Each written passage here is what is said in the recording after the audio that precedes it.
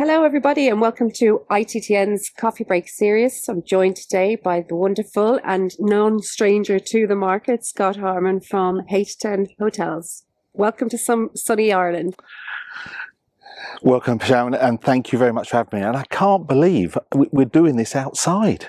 I mean, it's spectacular. It is absolutely spectacular. It's a pleasure to be back here. You know what I mean?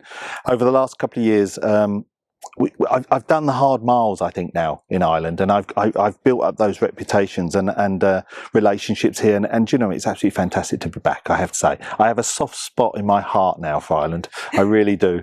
Well, we do love to hear that. I haven't found a relative that can get me an Irish passport yet, but I have a soft spot for Ireland.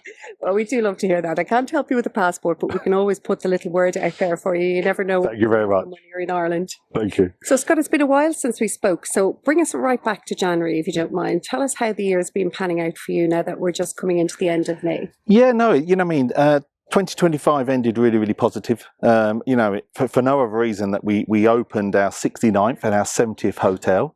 So the 69th hotel that we opened was, we acquired the One Monumental Palace in Oporto, which was H10 Hotel's first leading hotel of the world. And then in December, we opened Ocean Allure in Costa Mujeres in Mexico. So the end of the year was really, really positive to have 70 hotels. January started really, really well. You mean, and sadly it was helped slightly by the conflict that's going over in the Middle East. So we naturally saw bookings grow really, really quickly throughout all of our areas, I suppose, throughout Spain, mainland Spain, the Canaries, and even long haul, which we know in the Irish market has helped with the new Aer Lingus flight going over to Mexico. However, now it's becoming a bit more hard work.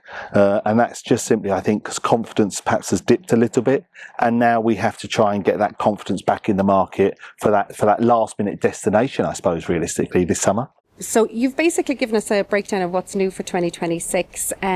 So the most important thing that I've heard is that you've taken on a new role with the business. Can you give us a little bit more information on that? Yeah, most definitely. You know, no one is more surprised than me when I say this. So in February this year, I was asked to take on a new role. So I've now become head of sales and promotions for the whole of Europe.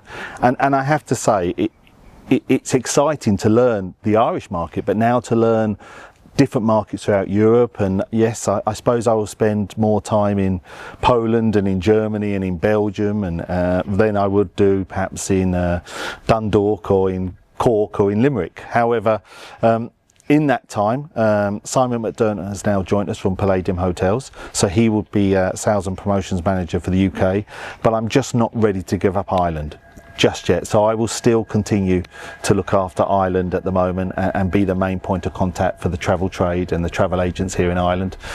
I've put too much work in it over the last few years to give it up that easy. So and someone's got to make me a good cup of tea somewhere when I do a visit. So I'm not ready to give that up just yet.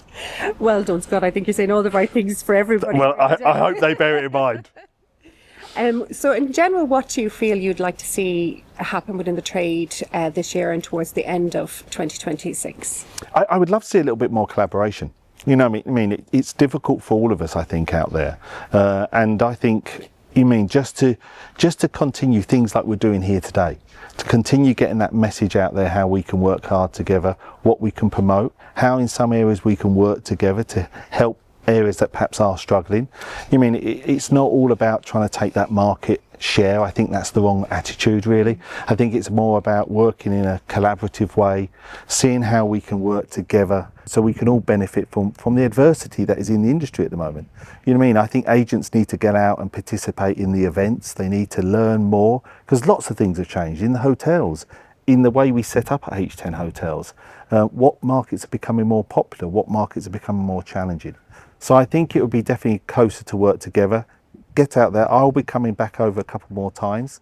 I'm determined to try and win my third ITTN award for leading hotel. I'm determined to try and win that in November. A hat trick. So it's a hat trick. Yeah. I believe I get some recognition. I get a hat trick, but I will try and win that. But I would love to see a little bit more of a collaborative way. You know what I mean? I think that's what's really important in the industry at the moment, is working together to learn new routes, to learn where agents need our help as well. What areas do they need to that push in? It's not all about Lanzarote or Solo.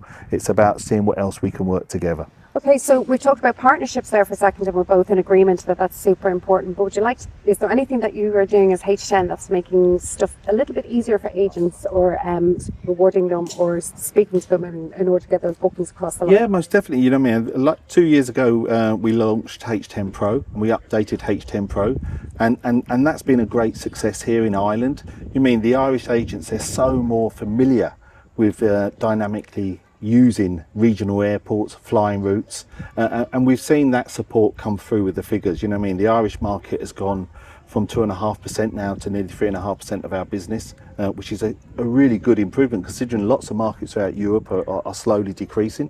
And also in January this year, we launched our new H10 rewards. So Club H10 was always for the consumer, for them to book and earn rewards and to grow. And we launched H10 rewards, which gives the consumer more choice, more tier structuring, so they get more benefits when bookings. They can grow their points, they can get different opportunities. Now agents may think, that's about taking the business away from the agent. Not at all. It's about enhancing a customer's experience for us at H10 Hotels. You mean agents know a loyal H10 customer will still come back and book through the agency. That doesn't change.